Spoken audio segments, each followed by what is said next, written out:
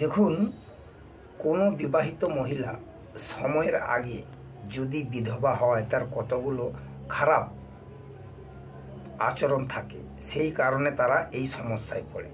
যেমন যে সমস্ত মহিলারা সূর্য অস্ত পর্যন্ত ঘুমিয়ে থাকে, 1 নম্বর। 2 নম্বর, যে সমস্ত মহিলা মাসিক চলাকালীন কালী পূজা করে, তার কিন্তু এইরকম সমস্যা থাকে।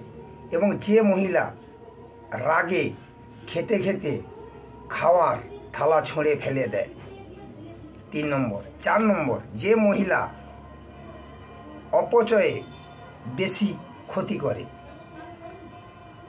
যে মহিলা একাদশীর দিন মাছ ও মাংস খায়, যে মহিলা এঁঠো বাসনপত্র টেবিলে রেখে দেয়, যে মহিলা সূর্য ওঠার পর ঘুম থেকে দেরি করে ওঠে, যে মহিলা ঝাড়ুতে পা দিয়ে লাথি মারে, যে মহিলা ঘুম থেকে উঠে বাসি কাজ ঠিকঠাক করে না, যে মহিলা স্বামীকে সম্মান করে না, অপমান করে, অতএব এই বদ অভ্যেসগুলো ত্যাগ করুন। নেই তো আপনারা বিয়ের পরে আপনাদের কিন্তু বিধবা যুগের লক্ষণ থাকে।